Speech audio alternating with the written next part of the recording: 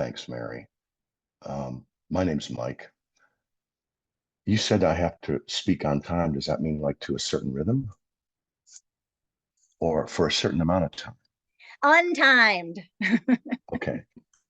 Okay, then I will try to keep it a little interesting and deviate from iambic pentameter as much as I can. Anyway, my name's Mike. I'm an alcoholic. I'm an addict. I could identify as a lot of different things. It's a fun thing to play around with that. And sometimes I've said I'm uh, self-diagnosed with alcohol use disorder, but it appears to be in remission. And dipsomania is my thing, you know. Uh, anyway, I think I like person in recovery. That sounds good too. You know, I didn't have any problem admitting I was an alcoholic, and when I came into AA, I mean, I was proud to be an alcoholic. I was like, yeah, Hemingway, great artists and all that. I was the next Dylan and the next Lennon in my mind, and you know, uh, that would spark creativity and stuff like that. So it was just a matter of when did I want to stop doing this. So I'm assuming my audio is good as well because I haven't seen any negative reactions. Great. I'm just getting over a bit of a cold and stuff, so I'll try to keep the throat clearing to a minimum. I wanted to start with a couple of quotes that I like to read now and again. Um, and I think probably many of you are familiar with them. There's a wonderful freethinker site resource called AA Agnostica. It's been around for a long time. And one of the things that they have there is some great quotes that, Bill W. and, a few others have that are basically about being inclusive. And one of the ones that I wanted to share is this one here from a Grapevine article called Anarchy Melts in 1946. So long as there is the slightest interest in sobriety, the most unmoral, the most antisocial, the most critical alcoholic may gather about him a few kindred spirits and announce to us that a new Alcoholics Anonymous group has been formed. Anti-God, anti-medicine, anti-our recovery program, even anti each other. These rampant individuals are still an AA group if they think so. That's freedom. I love it. Another one that I like is, and this really surprises a lot of folks in traditional meetings. This is from the General Service Conference in 1953. Do you think we should tell those people you can't belong to an Alcoholics Anonymous unless you print those 12 steps the way we have them? No, we even have a tradition that guarantees the right of any group to vary all of them if they want to. Let's remember, we are talking about suggested steps and traditions. Some people didn't get the memo. And this last one I'll read, and it's from the book, Our Great Responsibility. This is one of the great ones. I have a home group that doesn't allow um, non, well, they call it non-AA approved, but really it's non-conference approved literature to be read in their meetings. Because a friend of mine, anarchist Dan, read the Jeffrey Munn steps and said, these are pretty good. And like, people were clutching their pearls. So this is a selection of Bill W.'s General Service Conference talks, and it is conference approved. And in there, you will find this little tidbit, which is at the beginning. There's this one great pamphlet called Many Paths to Spirituality. You've probably seen it. And then there's another one called The God Word, which was around in the UK, but you couldn't get it here in the US until very recently. And between those two, you get this information, but it's from the Toronto International Convention from 1965, which I think is the same one that came up with the responsibility statement. So this is what Bill says, and he said it more than once. It is an historical fact that practically all groupings of men and women tend to become more dogmatic. Their beliefs and practices harden and sometimes freeze. This is a natural and almost inevitable process. All people must, of course, rally to the call of their convictions, and we of AA are no exception. Moreover, all people should have the right to voice their convictions. This is good principle and good dogma. But dogma also has its liabilities. Simply because we have convictions that work well for us, it becomes very easy to assume that we have all the truth. Wherever this brand of arrogance develops, we are certain to become aggressive. We demand agreement with us. We play God. This isn't good dogma. It's very bad dogma. It could be especially destructive for us of AA to indulge in this sort of thing. Newcomers are approaching AA at the rate of tens of thousands yearly. They represent almost every belief and attitude imaginable. We have atheists and agnostics. We have people of nearly every race, culture, and religion. In AA, we are supposed to be bound together in the kinship of a common suffering. Consequently, the full individual liberty to practice any creed or principle or therapy, whatever, should be a first consideration for us all. Let us not, therefore, pressure anyone with our individual or even our collective views. Let us instead accord each other the respect and love that is due to every human being as he tries to make his way toward the light. Let us always try to be inclusive rather than exclusive. Let us remember that each alcoholic among us is a member of AA, as long as he or she so declares. I'm glad I got that out of the way. A lot of folks, don't know that Bill was, pretty liberal in some ways, at least in some of the writings. But um, I'm wasting time. So let me get to the story. The reason why I read that actually is because even amongst us freethinkers and all that, we may not have that ammunition to give to other folks. And I just think that, hopefully that was helpful for some folks. And I can point towards where those quotes are from as well in the chat later on. So I was born in LA in 1962, November. And my parents are from Buffalo in Southern Ontario. Um, they moved back there, took me along with them, of course, when I was about 5. Some of my earliest memories are of being um, sensitive.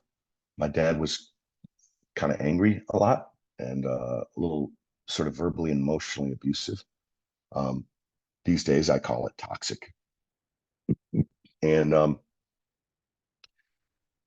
so I, I consequently grew up forming attitudes, thoughts, and opinions that had things along the line of not making him angry.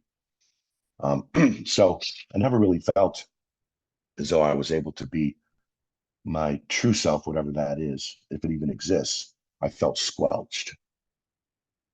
In kindergarten, I remember they called me Mr. Nobody because I was so shy.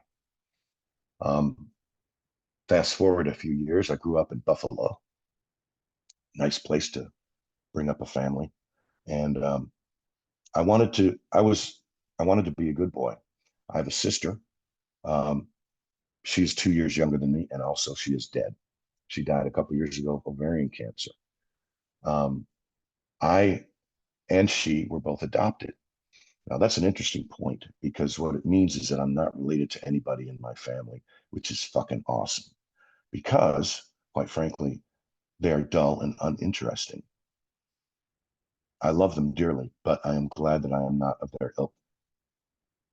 So I like to hang out with people that are interesting. That's just me. Um, Now, I wanted to be a good boy. I wanted to do the right thing.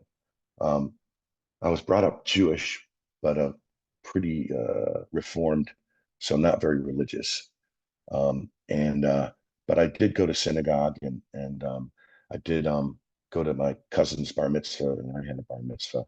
And I do remember that probably my first drink of alcohol was at one of those where they had all the glasses of wine just sitting there.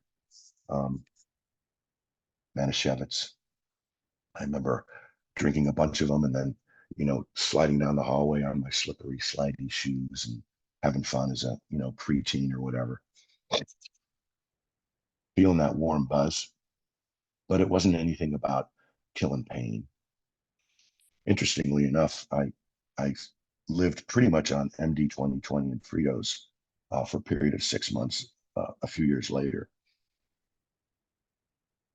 Now, um, I hung out with some dudes and, we drank a couple of beers here and there. We smoked a couple of cigarettes, um, it was risque, but nothing, nothing strange. But once I was about 14, 15, my sister had already started partying. That's what we called it, smoking dope.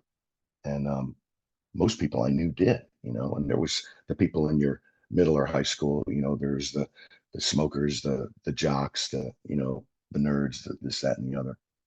I didn't know where I fit in really, but I was one of the last ones that I knew of.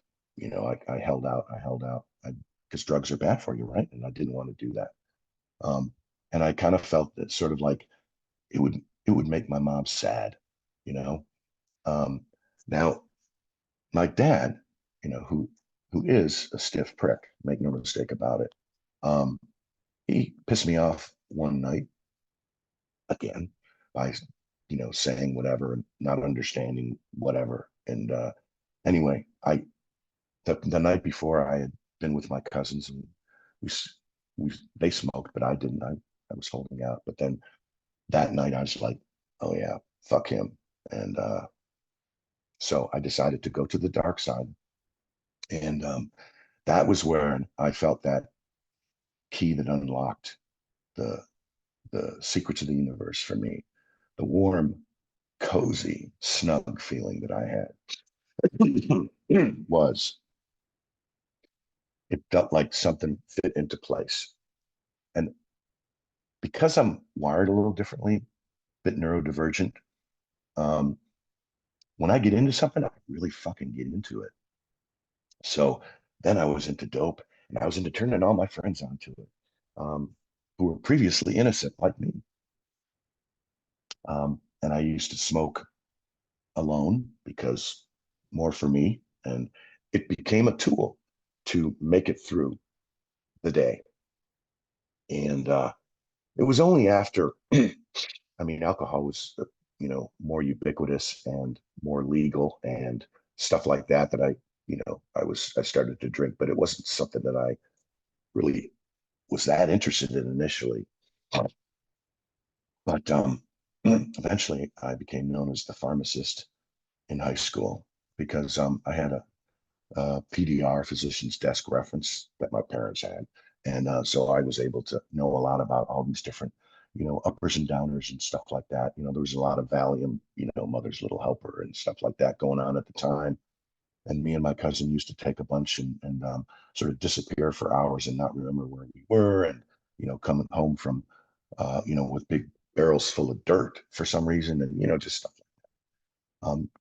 I got arrested a few times for things like trespass and just being in the wrong place at the right time and all that kind of stuff. Nothing major. Spent some nights in drunk tanks. Um, when I um, got out of high school, I graduated and I went to college. Um, my grade point average, I think, was a 0.75 the first semester. And it was a college in Ohio called Kenyon College. This is an awesome place. Um, and but they told me to get it up to a 2 and I could stay, but I got it up to a 1.9. I really tried hard, but I was more interested in, partying and drinking and tripping, really. Once I discovered LSD, that was the fucking bomb.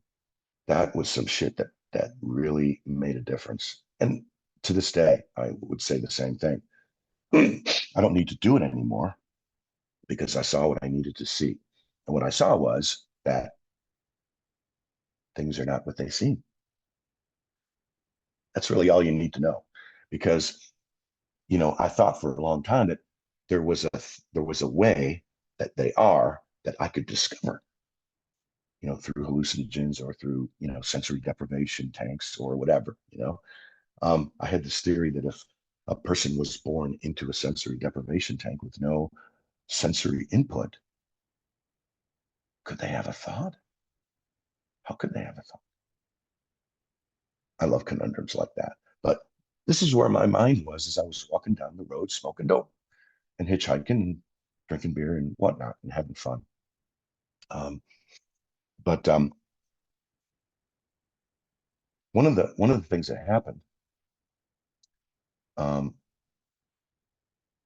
in and it was I was still in high school on hallucinogens was I became and to me this is the most important thing. It's great seeing all the shit and breathing curtains and all this kind of stuff, the visuals and all that.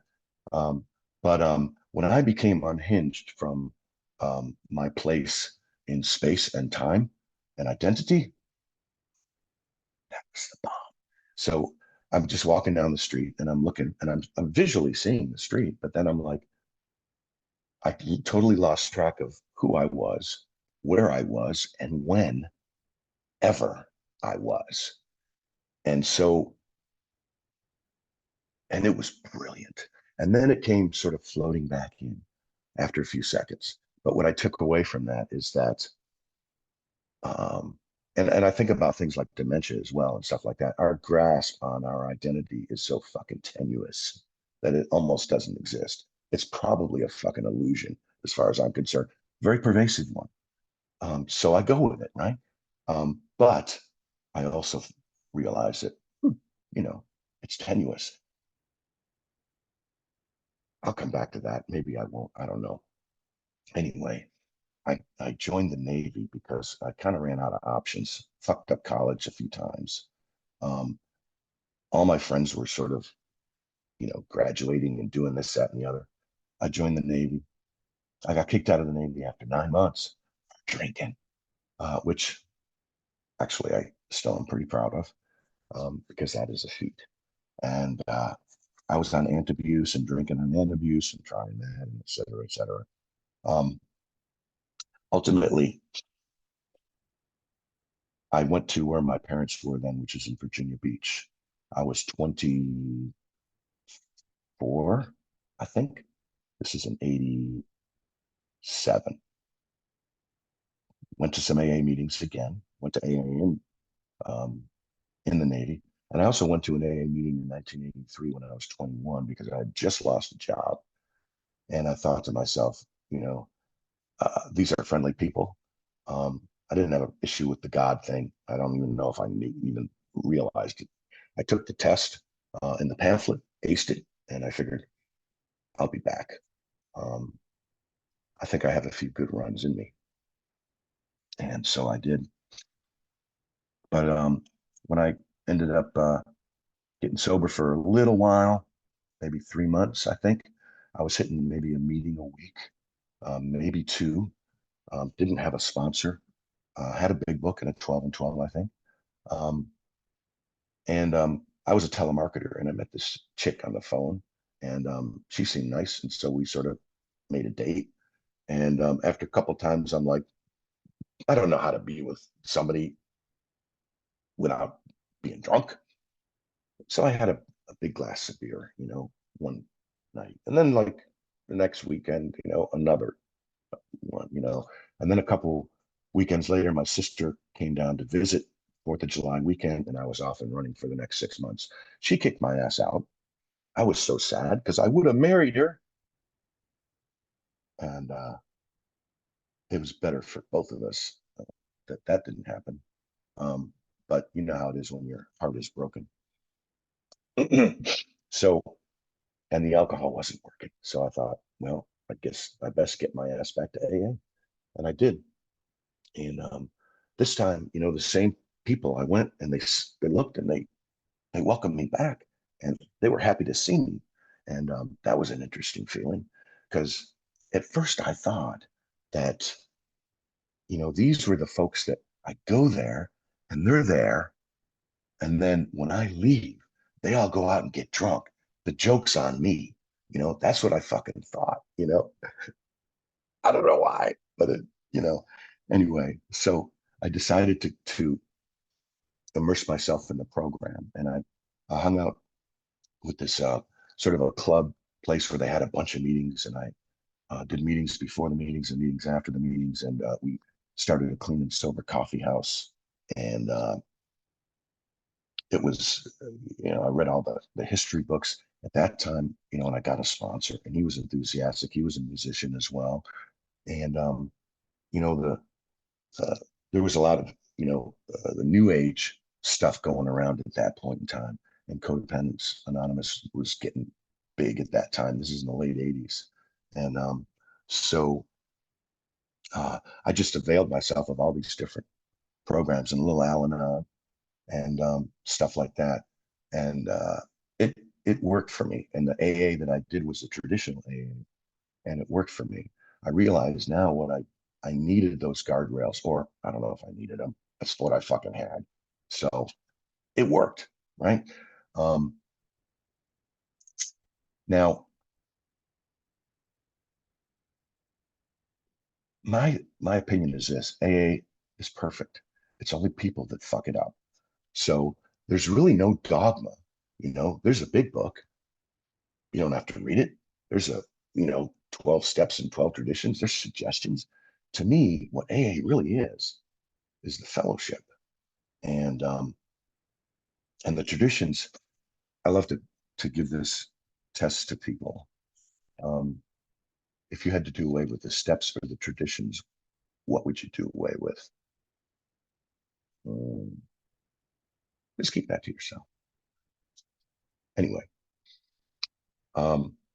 so there was a period, a couple weeks in, where I was feeling a jumble of emotions, and I was having a hard time, staying sober, not craving, I guess is what I would say. I I went out to the back of the place where I worked, sat down, had a cigarette, and I prayed to a God that I wasn't sure was there or not. I, I asked about, this thing about taking away the compulsion to drink. I've heard that's a thing. Can you do it? If you're there. And I said, I don't care. And this is what I think is interesting too, is, a lot of people do their, toilet bowl prayers or whatever, where they say, I'll do this, I'll do this, I'll do this, if you this, I'll do this, I'll do this. But for me, the way that I phrased it was, I don't care if I don't care if I never get laid. I don't care if I have to give up guitar. I don't, I was willing to sacrifice some things. And I think that made a difference. Now, within a couple of weeks, it seemed like that was the case. The compulsion was removed. Now I was immersing myself in the program, of course, and doing all these positive things. And at the time, of course, not knowing any better, I attributed it to my higher power taking that away. I attribute it now to me passing a certain threshold of willingness and desperation within myself that tipped the scales that way. And because I immersed myself, it was reinforced, and I was in a pretty good position for a while. Now, within a year, I started to feel all these emotions, because I've heard people say this, and who knows if it's true, but it's an interesting thing to say. For every year you drank, it takes a month for the anesthetic to wear off and for you to really start, feeling again. I'm like, okay, you know, that's probably not true for anybody or everybody, but maybe some people. And it seemed pretty close for me. But at any rate, I started feeling these feelings. I didn't know what the fuck to do with them. Um, and I went to a rehab at a year sober, the same place my sponsor and his sponsor went to, which is a place in Montreal that was north of Montreal called Le Pavillon. And we did the 12 steps again. And it was also a little new agey kind of unity type stuff as well, kind of mixed in there. And so it was pretty cool. And it gave me a boost charge, and it was fantastic. Met a girl in the program, got married, had kids, went to Bermuda. AA there is pretty good. Went to um, back to Virginia Beach, then to England. AA there is pretty good too. And then back to Virginia Beach. I got a job and moved to Atlanta. So I'm doing the family thing. Oh, here's another interesting thing. Part of what I thought was that, you know, if there's a right religion, if there's a God and if there's a right religion, I want to find out what it is so that I can, do it because I want to be a good boy. I want to do the right thing. And I love the Simpson line where Marge is asking him to go to church and he says, well, what if we pick the wrong religion? We're just making God mad every week. That was kind of how my thinking was. Um, so I thought that there was a way that the world works that I'm supposed to find out. And that's what my duty is as a man, as a husband, as a protector of my flock and stuff like that. And just as a person to, you know, and I'm not saying that that's not true in a sense, but for me, I latch onto these things and these ideas where there's a sort of black and white aspect to them. That's how I traditionally thought. And, you know, after years and gaining wisdom and this and a bunch of tragedies, I realized it's like, fuck, shit ain't black and white. There is no black and white. I used to say it was all gray, but I thought, no, how about black, white, every color of the rainbow? Yeah, I like that. That's better. Okay.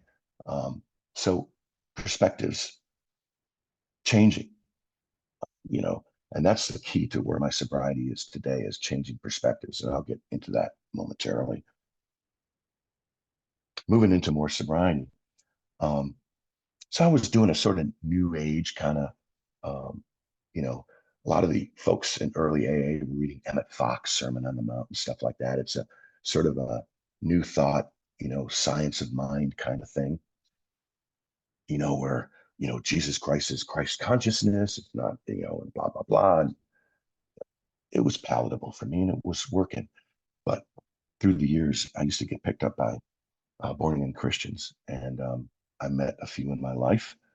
And they would throw John 3:16 at me, which is for he so loved the world that blah, blah, blah. He gave his only begotten son. And I was like, to us Jews, that's fucking weird because we deal with, the CEO. What's this middle management bullshit, right? But then I thought to myself, time and time again, it's like, fuck, wars have been fought over this shit. Either a third of the planet is fucking nuts, or maybe they have something. Maybe I should give it a go. And I was in a place in England at that point in time, a little vulnerable, away from home, and maybe having marriage problems and a little desperate. And you know how it is when you're desperate, you go for these things. And I went for it for 15 fucking years. I did. But I always kept a skeptical mind. So part of that whole deal is apologetics, where you defend the faith. And so I know all about that stuff with the various types of, Messianic Jewish Christianity and this, that, and the other. That's where I was at, man. And why the, Protestants don't like the Catholics and they don't like the saints and it's, blah, blah, blah, blah. I was fascinated by that from an anthropological perspective anyway. So here I was in it, doing it, right? And fast forward, at 20 years sober, my daughter Rachel committed suicide, and I wasn't going to a lot of meetings, like hardly any meetings by that time. After about 10 years, I was like, this shit is fucking stale. This is traditional AA, right? So I'm hearing the same thing, and I got a family and I'm going to church. I'm doing service there and I'm doing scouts and I'm doing soccer and all this stuff. So I figure I had all the boxes ticked and, and life was good. But when Rachel was 14, she started behaving weirdly.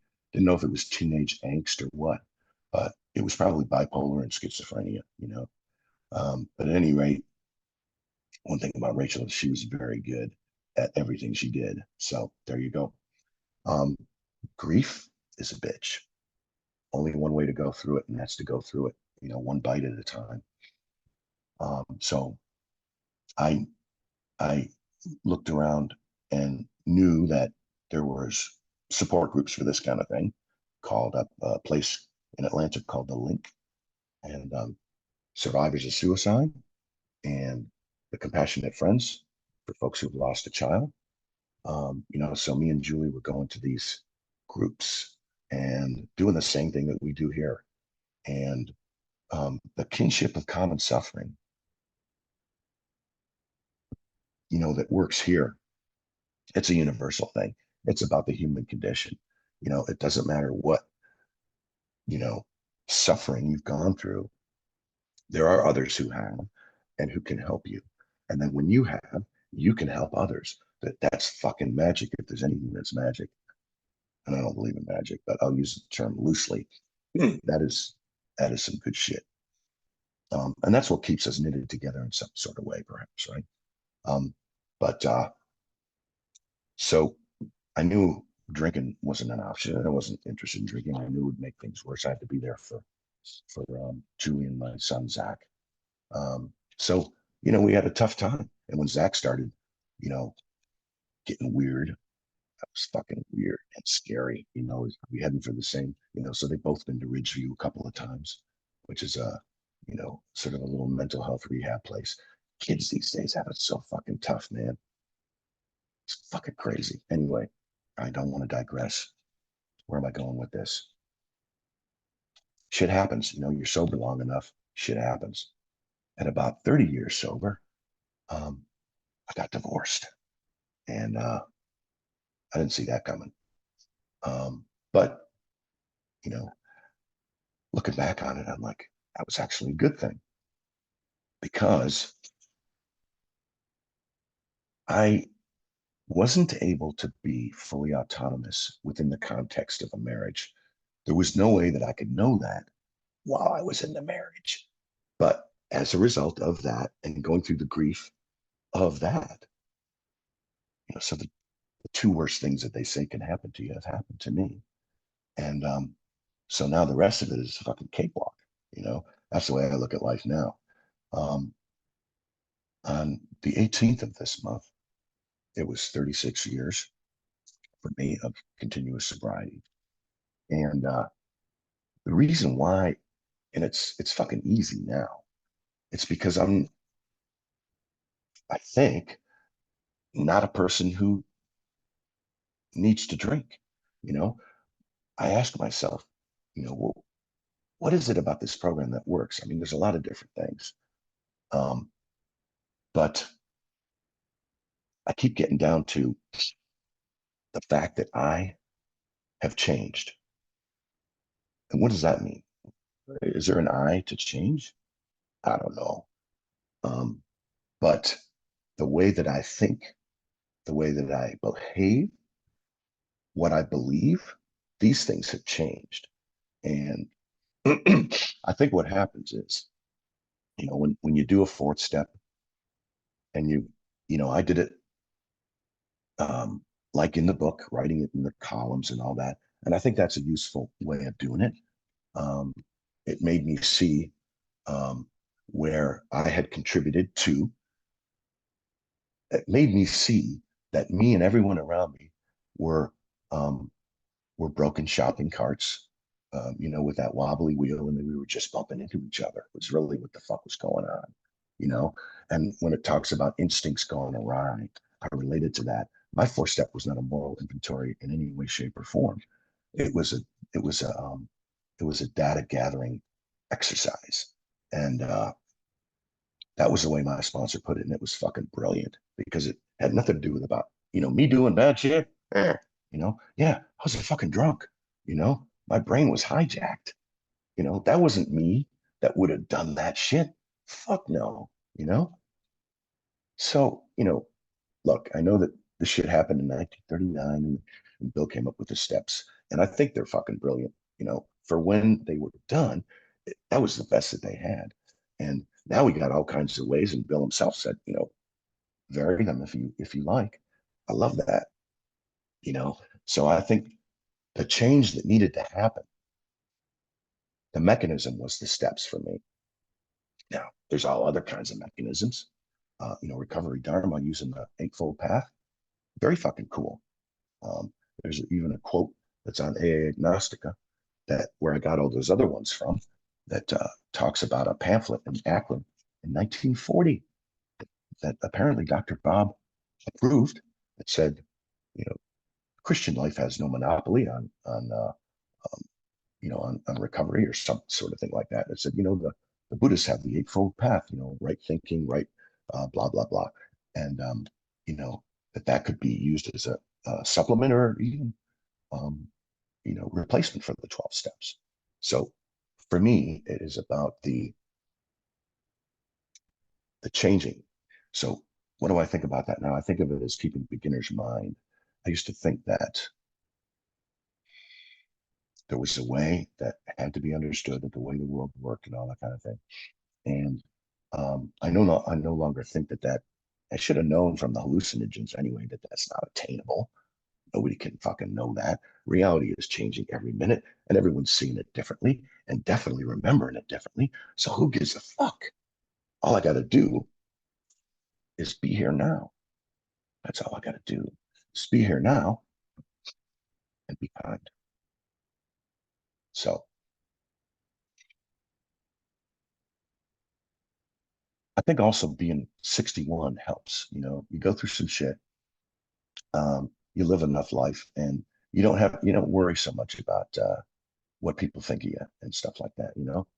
Um, but I got to tell you though, the divorce where I was able to do the self autonomy, I was able to figure out who I am outside the context of a marriage because I got married young and fairly freshly sober. So here I am doing this shit, filling my house with fucking instruments, walking around in my underwear, and it's beautiful. Um, doing what the fuck I want, and then realizing that, like, you know what, I don't do toxic people. Um, to be authentic is the best thing that I can do for myself. Well, what the fuck is that? How do I do that? I just do the next thing that I want to do. That's a start. And then I basically figure out what it is that I like, what it is that I don't like. One thing that happened too after the divorce and after Rachel was basically I had the rug pulled out from under me. Everything that I thought I knew about how the world worked and all that, it was like fucking, I don't fucking know. So it occurred to me that what I could do is I could just strip the motherfucker down and start from scratch with what I believe and what I know, piece by piece. So what did I do? I said, well, I don't want to drink. Okay. And that was it for a while. But any of these things about how I should be a good son or this or that, all of these beliefs about, these social conventions and stuff like that. I mean, shit, I was a rebel when I was a teenager, but that was rebelling against what was. Now I'm not rebelling. I'm just not accepting. I'm rejecting. I'm just there's nothing to fight. It's just simply, this is the way people think that da da da da. Oh, after you can't wear white after autumn, when autumn comes or whatever the fuck, it's bullshit. Um, what it is that a proper son does, or well, it's family, so you gotta, all these things. Um, about ideas about myself and who I am and what I'm worth and what makes me worth something. All of these things, I just fucking shit canned them all. And I created my fucking own. I realized that everybody is making it up as they go along, um, or they're accepting whatever is given to them. Actually, most of them are doing that. But those who aren't doing that are making it up as they're going along anyway. And they're just sort of shifting from this and that. And you know, they're shucking and they're jiving and all that kind of stuff. And they're trying to do the best they can. Okay, couple of things I want to say. Um, the three shits philosophy. Um, it's not trademarked yet, so don't fucking steal it. But I have a three shits philosophy where basically I don't know shit. I don't know shit. I get to a place where I realize I don't know shit. And the corollary, I suppose, to that is I don't need to know shit. I do not need to know shit. If I ever do need to know something, that's at any given moment, right? I can Google it. Yeah, I can find someone who does know. So there's a lot of brain cells that are freed up that I don't have to know all that shit. I don't have to cling to that shit. So I don't have to know shit. I don't know shit. Um, I don't believe shit. That's another thing too. I have no beliefs. Have rejected any sorts of beliefs about how the world works or anything like that. I don't believe in love. I don't believe in a deity. I don't. I I'm asking myself, why do I need to? What the fuck is that all about? Who says I need to? That's fucking weird.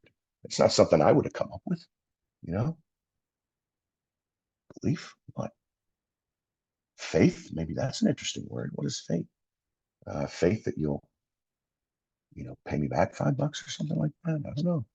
Faith, belief, these are interesting words. Different conversation though. So I don't believe shit.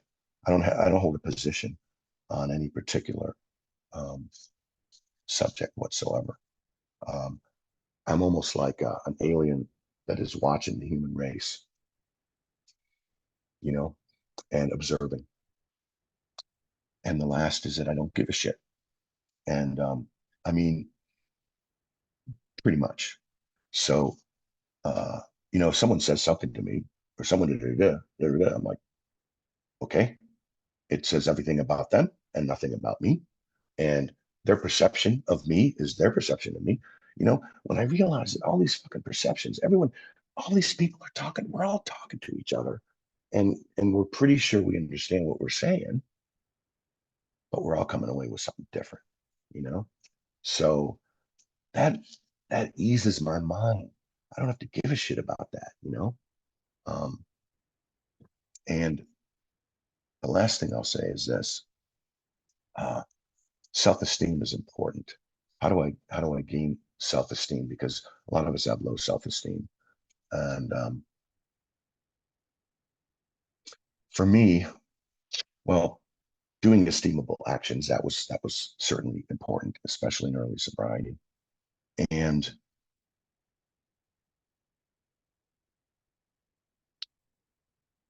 the other thing I think is being true to myself and being my authentic self. So I do a level set, when I think about all these people who think they're all that and all this, that, and the other. Really, I visualize this all. It's similar to visualizing people in their underwear doing public speaking. We are all toddlers on a playground, and we have all shat our pants, and we all want our mommy. And some people are just better at hiding it than others. And so that's cool. Everybody's making it fucking up, man. I might as well make up my own shit and fucking be proud of it. You know what I'm saying? And just hang out with other people who are also autonomous, who also, we don't have expectations. You know, it's all good. You do you, I'll do me. We'll be positive with each other. No fucking toxicity, man. And but hey, some of us have mental illness. Some of us go off a little bit. I get that. So maybe for a little while, arm's length, but I still love. I still love. Um, we're all part of this kinship of common suffering here as we're trying to make our way through life. And it's really about the human condition, you know. Trying to think of if there was anything else that I wanted to say, but I want to leave a little bit of time anyway, so that people can tell me how wonderful I am. That is all.